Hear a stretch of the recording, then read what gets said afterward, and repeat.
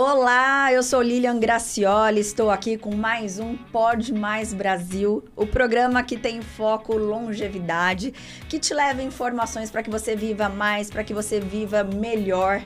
E estamos aqui no Gabarra Prev, canal no YouTube e também no Spotify. Se você ainda não se inscreveu no nosso YouTube, aproveita agora, já se inscreva.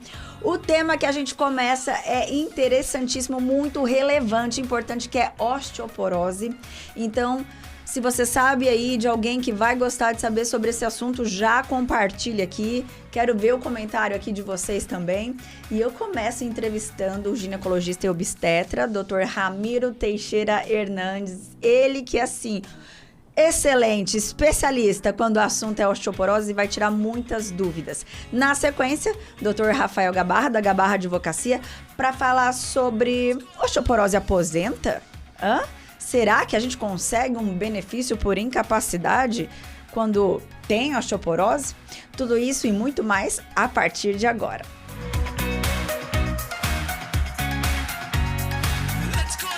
Então vamos lá, Dr. Ramiro, do começo, né? Porque a gente fala que o óbvio precisa ser dito. Com certeza. O que é a osteoporose? O que acontece no nosso corpo?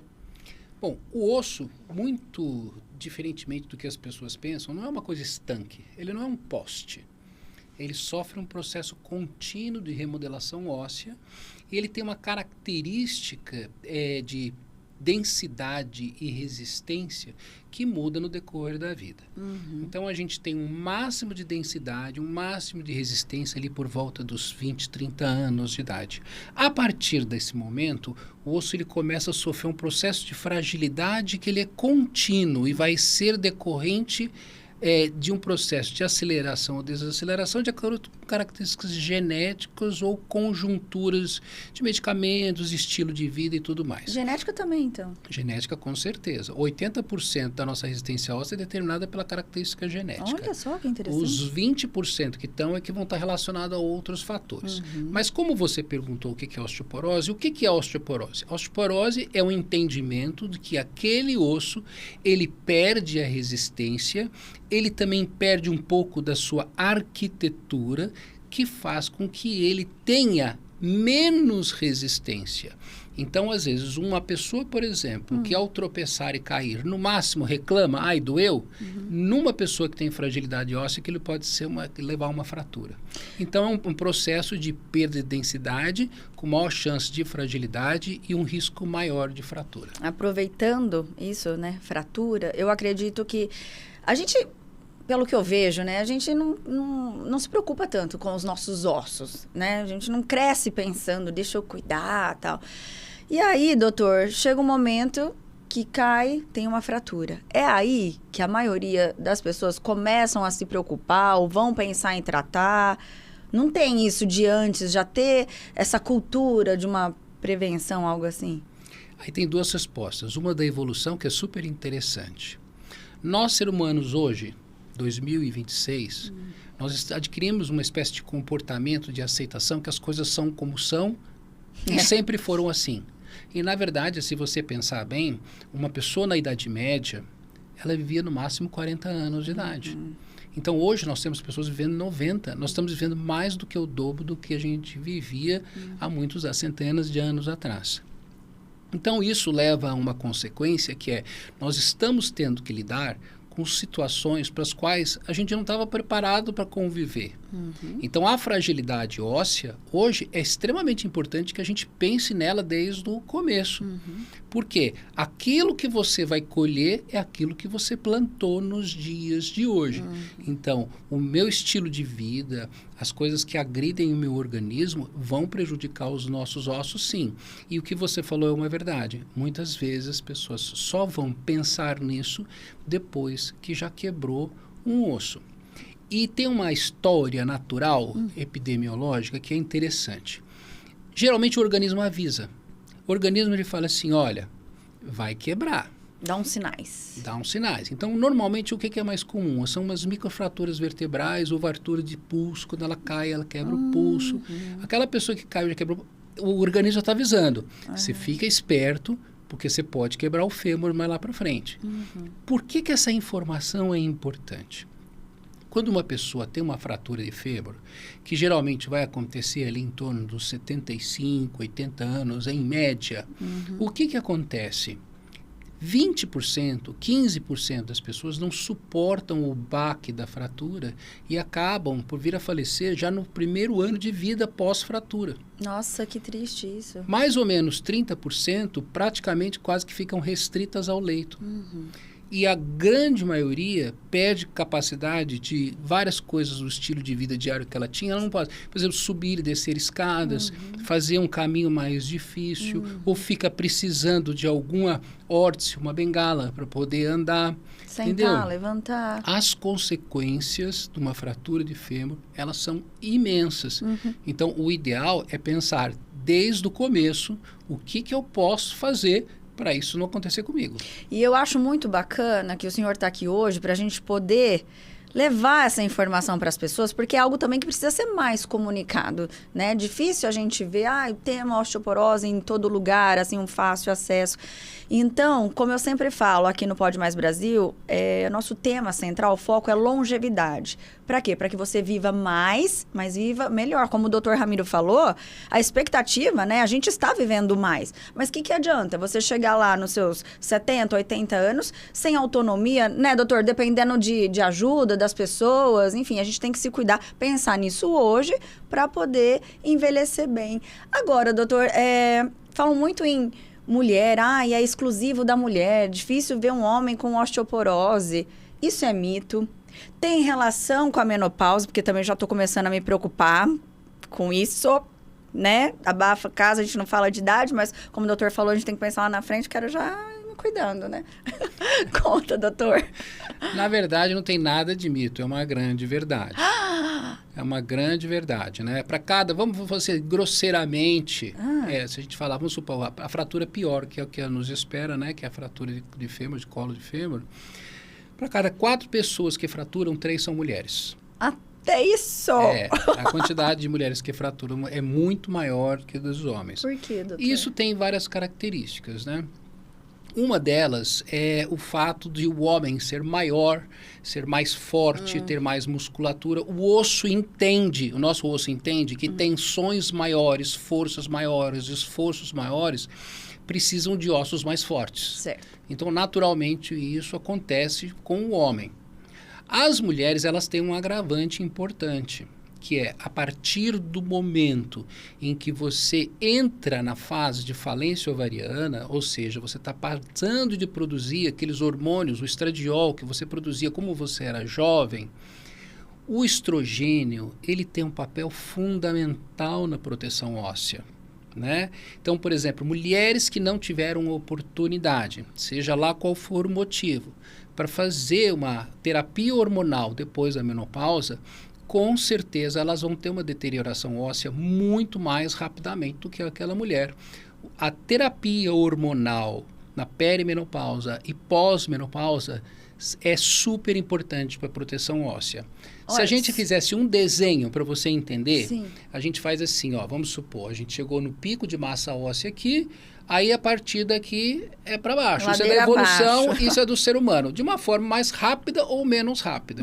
Mas acontece que quando você chega na menopausa, no momento da menopausa, ou seja, aqueles 2 anos ali de transição menopausal em que você realmente vai ter a deficiência estrogênia, a perda da massa óssea que deveria assim, ela faz assim, ela cai. Tem pacientes que chegam a perder 4% de massa óssea já no primeiro ano de pós-menopausa. É muita coisa, doutor. É muita coisa, é muita coisa. Sabe que muitas pessoas poderiam estar se perguntando, né? Mas um ginecologista para vir falar sobre osteoporose? Pois é, olha como tem tudo a ver, né? Até isso na reposição hormonal, que é tão importante para a gente em tantos sentidos, mas até para mim né? Tô descobrindo agora uma novidade. E falando assim, ainda sobre tratamento e prevenção, eu cresci ouvindo minha mãe falar, preciso tomar cálcio. É isso, não é, doutor? E aí, é só isso? Não. O que a gente pode fazer? Vamos lá. Primeiro, em relação à especialidade, né? Hoje, talvez, a especialidade mais importante para se falar de longevidade em relação à saúde óssea talvez seja o ginecologista. Incrível. Porque é ele que vai abordar todas as mulheres nessa fase e é ele que tem a oportunidade de orientar alimentação, suplementação e terapia hormonal. Uma mulher que naturalmente teria uma descalcificação mais rápida, fazendo a terapia hormonal, ela empurra anos de vida lá para frente. Anos de vida. Então, a longevidade, que é o que você está preocupada aí, ela faz parte de um resultado que envolve praticamente 3 coisas grandes e importantes da vida. A alimentação, a atividade física e a terapia hormonal, no caso especificamente da mulher que a gente está falando. Sim. Quando a gente fala de exercício, muitas vezes a gente fala assim, eu vou fazer caminhada, né? As pessoas mais idosas acabam falando caminhada. Em verdade, a caminhada ela é muito importante para 2 coisas. Para o equilíbrio e ela é muito importante também para a parte aeróbica. Mas para osso, ela tem pouca coisa. Para osso, é exercício resistido mesmo. É agachamento, é levantar, é força, é musculação. Tá? Então, isso a gente tem que começar a mudar esse conceito. O idoso também tem que fazer musculação. Em relação à alimentação, evidentemente que a alimentação, num cômputo geral de alimentação saudável, acho que não há necessidade de a gente ficar pegando muito detalhe, até que não daria tempo. Mas em relação à suplementação, o que a gente sabe hoje em dia? A dieta do brasileiro envolve mais ou menos uma ingesta por dia, com o hábito alimentar que a gente tem no dia a dia, 400 miligramas de cálcio por dia, tá?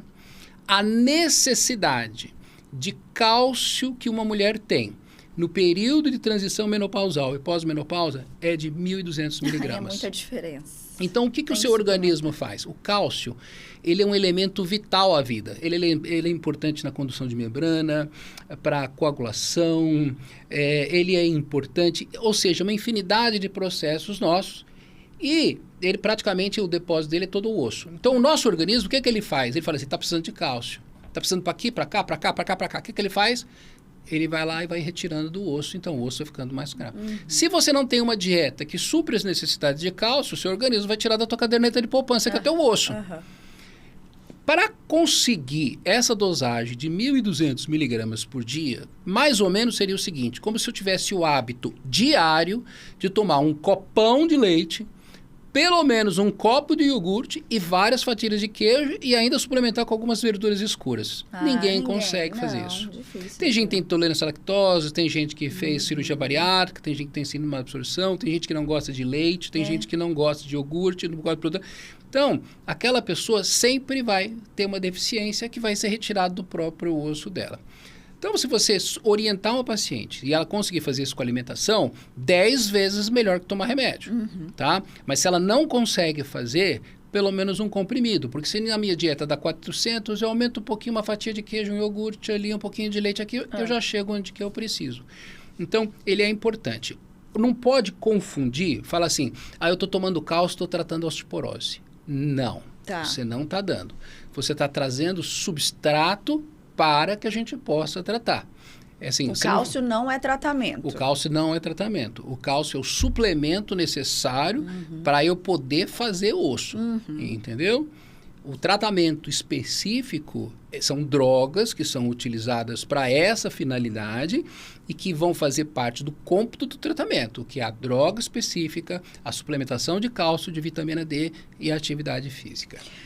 Já vamos falar mais sobre o tratamento, doutor, mas então, que idade que a gente deveria começar a se preocupar, investigar isso da nossa saúde óssea, ver... Enfim, quem tem o hábito, que é o certo, né, gente, de ir ao ginecologista com frequência, fazer os exames, acredito que o ginecologista já vai orientar, né, que tá precisando. Mas e aí? Quem tá lá assistindo a gente, fala, nossa, eu nunca fui atrás disso, não sei. Quando eu chegar na menopausa, antes... Agora, esperar a fratura que você não vai, né? Tá aprendendo.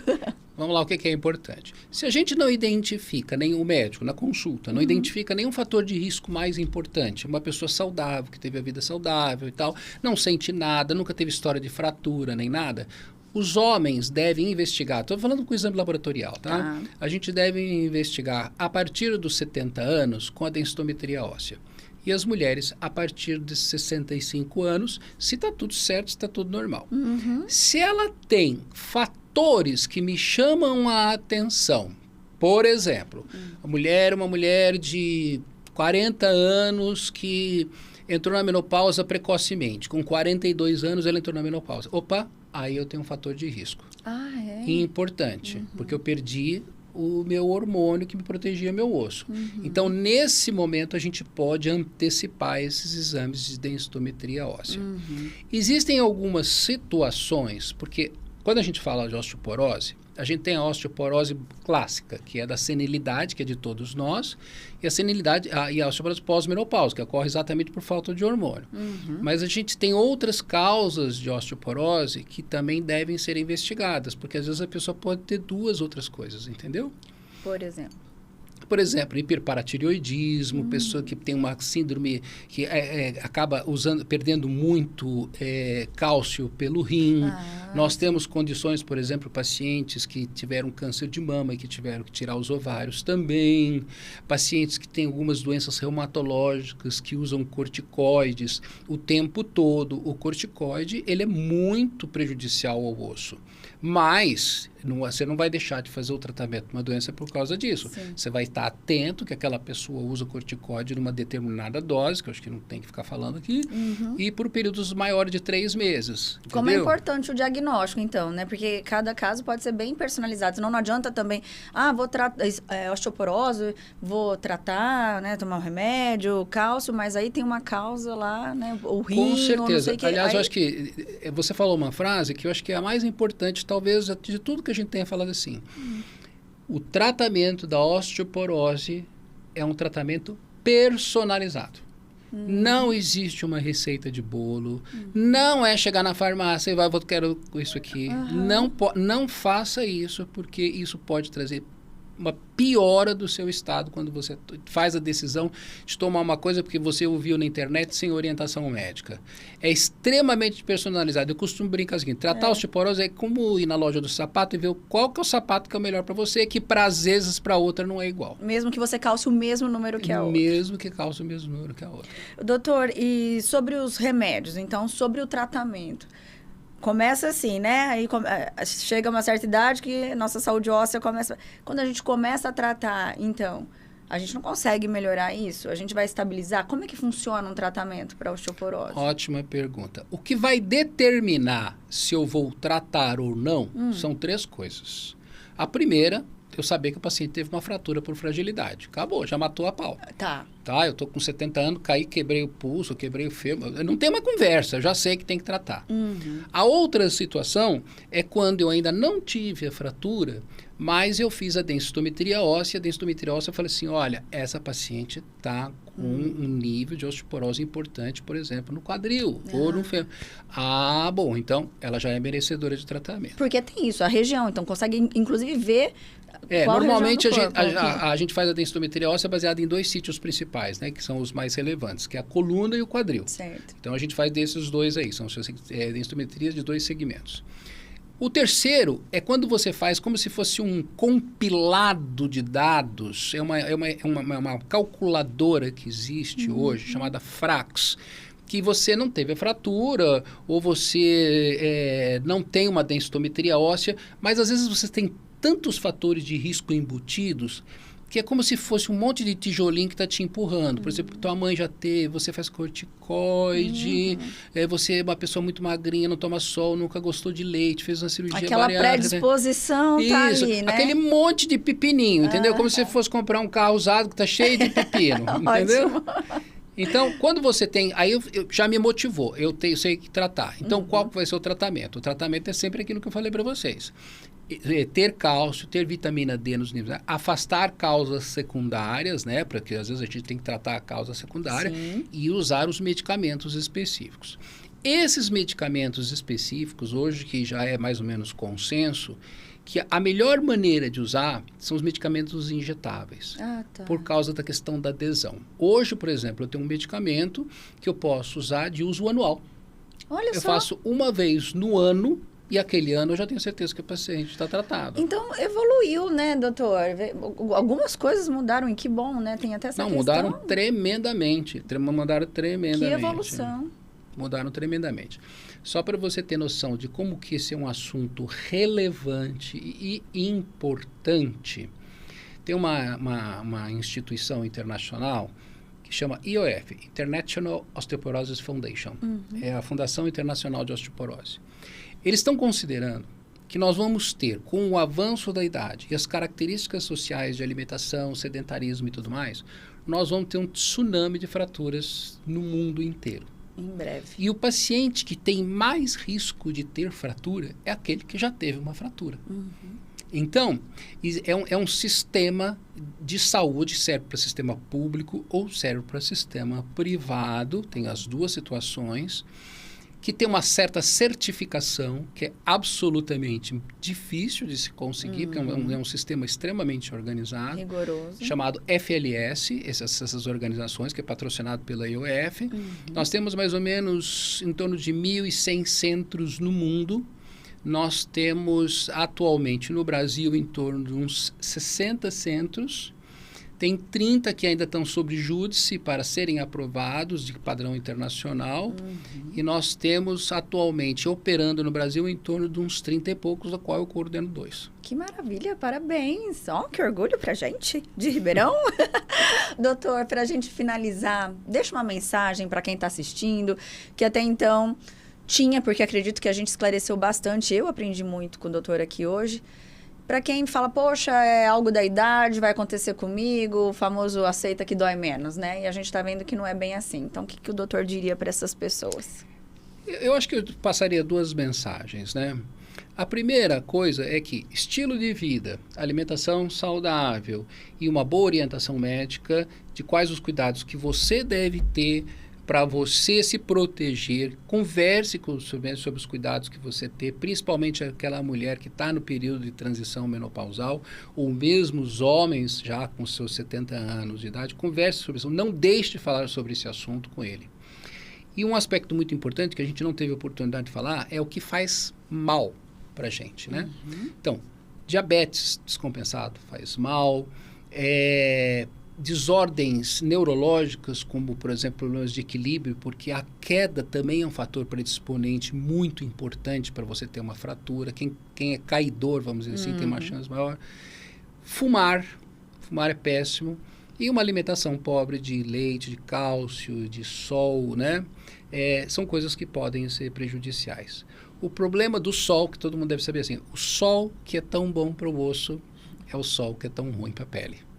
Então, às vezes, para ter, a vitamina D é um hormônio, na verdade, que absorve cálcio do intestino. Então, se eu puder não tomar sol, se eu tiver que não tomar sol por qualquer impedimento, então é interessante fazer uso da vitamina D. Como os países desenvolvidos onde tem pouco sol fazem. Muito bom, doutor, eu adorei. Antes da gente se despedir aqui, quero deixar um presente. Mostra aqui, ó, Gui, esse livro, Meu INSS Uma Ova, do doutor Gabarra, ele é o autor. Fala muito a respeito do INSS, mitos, verdades, passo a passo, e é um presente. Muito obrigado, querida. Muito obrigado mesmo. Volte mais vezes, adorei nosso bate-papo, de verdade, aprendi bastante, tenho certeza que vai ajudar muitas pessoas. Que bom, fico muito contente. Doutor Rafael Gabarra, que prazer mais uma vez aqui com a gente. Acabei de conversar com o doutor Ramiro. E agora eu quero saber de você. Osteoporose aposenta? Falando bem diretamente, né? Quem tem osteoporose pode ter aí benefício no INSS? Ô, Lília, então a osteoporose vai depender se ela está numa fase inicial, né, muitas vezes ela ainda não é suficiente para gerar uma aposentadoria. Porque ela precisa, para gerar aposentadoria, ela precisa necessariamente gerar uma incapacitação ou uma redução dessa capacidade da pessoa. Então, a osteoporose ela pode sim gerar uma aposentadoria a partir do momento que ela se tornar incapacitante para o exercício daquela pessoa, da profissão daquela pessoa. Né? Então, existe uma análise subjetiva aí disso. Bom, aí a pessoa chega pedindo, entra com o pedido. O que o INSS vai avaliar para conceder ou não esse benefício a quem tem a osteoporose? A primeira coisa que o INSS avalia é se aquela pessoa está pagando o INSS, ou o patrão dela, ou alguém tem que ter recolhimentos, tá. ou está dentro da... um ponto importante, por exemplo, se ela começou a pagar há pouco tempo, menos de 12 meses, sofreu uma queda e quebrou o pulso por conta da osteoporose, isso é um acidente. Então, o que a lei fala é que quando um acidente gerar um benefício por incapacidade, então não precisa estar recolhendo os 12 últimos meses. Isso aí é relativizado. Mas, de toda forma, a primeira coisa que se avalia é se existem recolhimentos, se a pessoa está pagando o INSS, se ela é segurada do sistema previdenciário. Sim. A partir daí, ela é segurada, tá bom. Então, qual é a função que ela exercia? Segundo ela era pedreiro. Bom, se ela era pedreiro e ela tem osteoporose no pulso, né, ou, enfim, ela não consegue mais exercer a função de pedreiro. Não, ela é advogada, né, trabalha sentada e digitando. Então, talvez essa mesma osteoporose possa ainda não ser suficiente para gerar um benefício por incapacidade. Mas aí, então, enfim, vai ter essa avaliação rigorosa e, de repente, ela pode, sim, conseguir algum benefício. Que benefício seria esse, doutor? Pode ser um benefício por incapacidade permanente, pode ser um benefício por incapacidade temporário, pode ser um auxílio acidente, se só teve a redução da capacidade. Se esse acidente, mesmo que pela osteoporose, ocorreu dentro do ambiente de trabalho, né, enquanto ela desempenhava suas funções, sim, esse acidente ele pode ser, sim, enquadrado como acidente de trabalho, né, uma doença ocupacional, talvez a osteoporose fica mais difícil de ser demonstrado. Mas o acidente, se a ruptura do osso foi durante o trabalho ali? O horário de trabalho, pode ser enquadrado também como um acidente de trabalho. Nós podemos ter então, as modalidades dos benefícios por incapacidade, o auxílio acidente, pode ser o comum ou o acidentário, e também pode tentar enquadrar na situação da aposentadoria, aquele tempo específico em que ela teve a osteoporose, tentar dizer que existe uma redução, uma deficiência em decorrência disso, para que reduza o tempo para aposentadoria por tempo decorrente daquela questão do tempo de deficiente, sabe, de aposentadoria de deficiente. Então, mais uma vez, a gente vê como é importante, né, doutor, um acompanhamento com um advogado, porque pode ser muito personalizado. Cada caso é um caso, né? Dependendo da profissão, dependendo da fratura, para aí, então, chegar a uma conclusão do melhor para aquela pessoa, né? O que há de melhor nesse meu caso, né? Diferente do que, de repente, você sozinho tentar aposentar, enfim, conseguir um benefício, né? E existem algumas armadilhas também, né, que o INSS pode aplicar, do tipo, ela pedir um benefício por incapacidade, estou com osteoporose, eu estou com osteoporose, então eu vou lá e vou pedir meu benefício por incapacidade, minha aposentadoria por invalidez, meu auxílio-doença. Chega no INSS, protocolo pedido. Estou com osteoporose e quero aposentar por invalidez. Protocolou. O INSS fala assim, mas você não está recolhendo previdência social. Se você não está recolhendo, você não é segurada do INSS. Essa osteoporose pode até te levar à morte, mas ela não vai te garantir um benefício por incapacidade, porque você não estava recolhendo, você não é segurado do sistema. Então, isso é uma armadilha que várias vezes eu já observei. A pessoa, para pedir um benefício por incapacidade pela osteoporose, ela tem que estar recolhendo previdência. Ela tem que estar recolhendo. Tá. Ela tem que ser segurada do sistema. Senão ela pede. E o que mais pode acontecer? Essa osteoporose, ela agrava com o tempo. Sim. Né? Então, se você pede e o INSS nega porque você não era segurado, aí você volta, aí você começa a recolher a previdência. Isso que eu ia falar. Você não precisa desistir. Aí daqui a um ano você pede de novo, provavelmente o INSS vai dizer assim, não, agora eu vou negar, não, você é segurado, mas agora eu nego porque essa doença sua é pré-existente à sua qualidade de segurado. Então aquele primeiro pedido que você fez desavisado vai te gerar uma dificuldade ou até uma impossibilidade de usufruir de um benefício decorrente da osteoporose pro resto da sua vida. Olha que interessante isso, gente. É muito importante que você seja segurado da Previdência para só depois ir lá reivindicar algum benefício previdenciário. Quem nunca contribuiu e, de repente, começar agora, pode? E também ela nunca pediu um benefício, mas eu posso? E aí, depois, Pode. em breve, ir lá Veja, e tentar meu benefício? existe a modalidade do recolhimento facultativo. Isso aí vamos deixar de lado, porque é bem peculiar. Tá. Mas o recolhimento da Previdência, ele é inerente ao trabalho. Tá. Uhum. Você trabalhou, você exerceu uma atividade remunerada, você deve necessariamente recolher os benefícios, recolher a contribuição previdenciária decorrente da remuneração desse teu trabalho. Sim. Tá, se você está trabalhando, você desenvolveu, diagnosticou osteoporose, porém você está trabalhando e começou a recolher e continua trabalhando, e essa osteoporose agrava, e depois de 2 anos você recolhendo, o agravamento da osteoporose fez com que você se tornasse incapaz. Então, aí sim é possível você reivindicar a aposentadoria por invalidez ou auxílio-doença, né? Benefícios por incapacidade permanente ou temporária.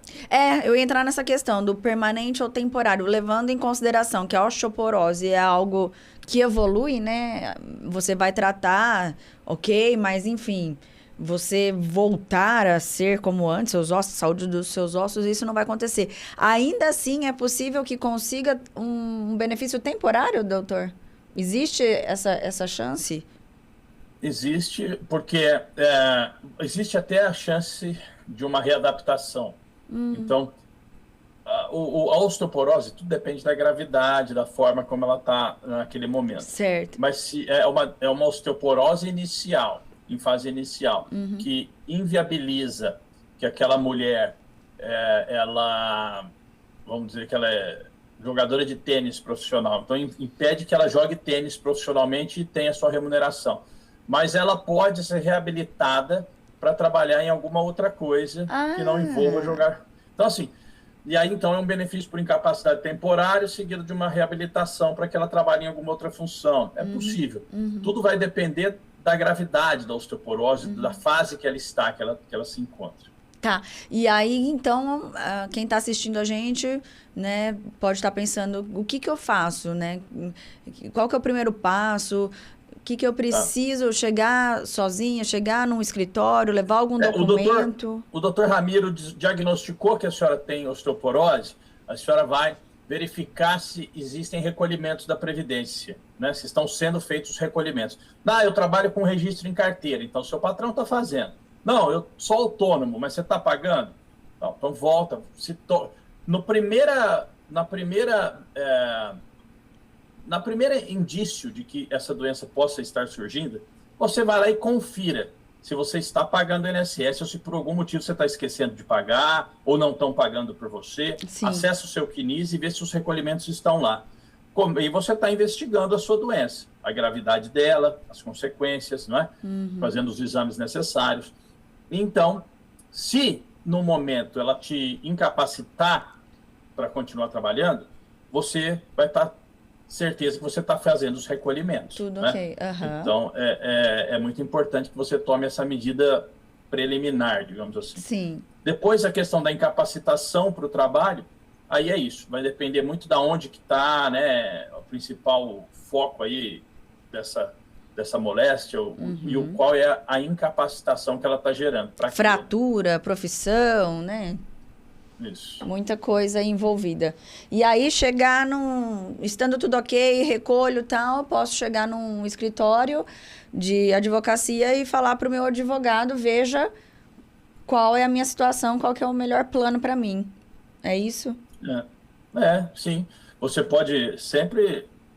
Esses dias eu atendi um cliente e foi interessante porque muitas vezes o cliente vê o advogado como alguém distante, como alguém que está ali para tirar o dinheiro que é dele. Não está do meu lado, não joga no meu time, né? Poxa, quando eu aposentar, eu vou ter que pagar honorários para esse rapaz, mas eu tenho direito. Então, só que nós vivemos num país que você precisa se instruir ao máximo para poder conseguir o que você quer. Né? A gente sempre Se fala. você parar para estudar a questão previdenciária, se dedicar e você mesmo for lá e conseguir resolver no INSS a sua questão, você não tem que pagar ninguém. Ótimo. Por mais que ele tente violar o seu direito, você vai ter argumentos e vai ter mecanismos para se autodefender e conseguir o que você quer. Se você não tem esse tempo, ou não quer ou não fez, você precisa de alguém. Não é porque você não está em um sistema que está preocupado em verificar todas as suas peculiaridades da seu nome, Você é um número lá. Né? E se puder negar, vai ser negado, porque isso é economia para o sistema. Sim. Então é simples, né? É frio, é um sistema frio.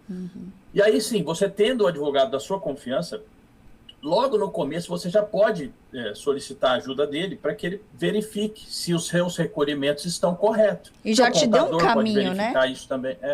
Olha, doutor, fui diagnosticado aqui com tal doença, eu não sei que isso vai ser o futuro, se vai agravar muito rápido, não vai, preciso que você me ajude, o que eu tenho que fazer? Pô, vamos ver que doença que é essa, isso te gera isenção de imposto, isso te gera um benefício por incapacidade, você está recolhendo, volta a recolher, porque se você não voltar, depois você não vai ter o direito. Então, é muito importante que tenha, assim como você precisa ter um médico, né, próximo, ter um advogado é muito bom, ter um advogado por perto. Pode ser, então, que tenham pessoas profissionais aí que estejam deixando dinheiro na mesa também, com relação a esse caso, doutor? Porque, às vezes, tem uma doença e não imagina que poderia gerar incapacidade. Acho que nesse meu caso não. Isso também pode acontecer, né? Não pedir, né? Não pedir, né? A pessoa achar que poderia já estar ganhando, poderia aposentar antes devido a isso, mas não tem a informação, deixa passar. Muitas pessoas, e eu respeito muito essas pessoas, elas não querem parar de trabalhar. Então, porque se você aposenta por invalidez, você não pode continuar trabalhando.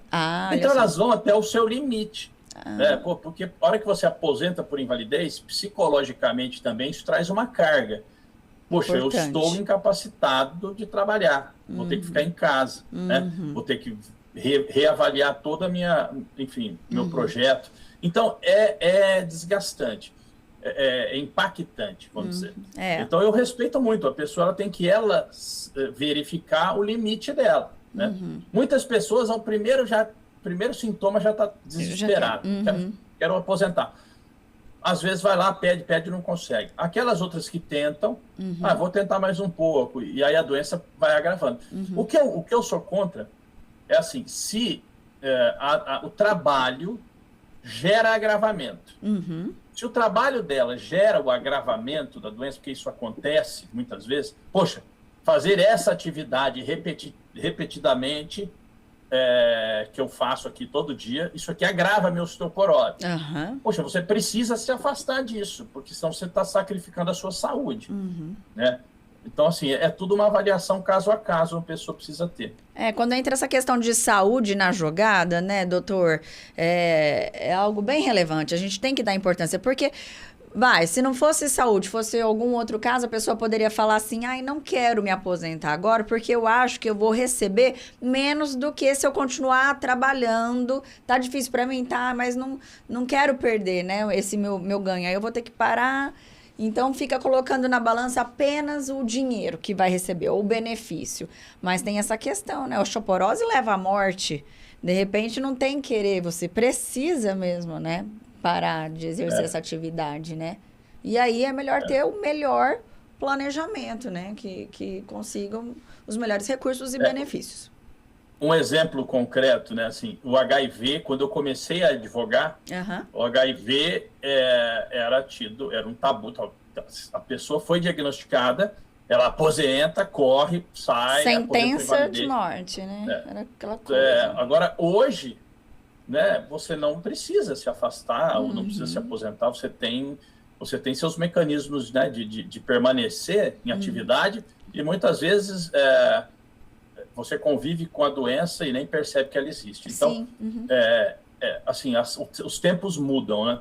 Então, a osteoporose, o momento de você aposentar ou requerer um benefício temporário, né, um auxílio-doença, é aquele momento em que você, o seu médico, constatam que, olha, eu preciso me afastar dessa atividade para eu me tratar. Então, é o auxílio-doença, benefício por incapacidade temporária. Poxa, eu vou me tratar dessa sequela, que eu quebrei o pulso aqui, então, assim que eu voltar ao normal, isso aqui se curar, eu volto para a minha atividade. Se não for uma atividade que está te expondo a quebrar de novo. Sim, que vai prejudicar. Né? Perfeito, doutor. Então, mais alguma mensagem, orientação, então, a respeito de quem quer se aposentar, que de repente, por incapacidade, osteoporose ou qualquer outra doença? A osteoporose, eu penso assim, as pessoas precisam...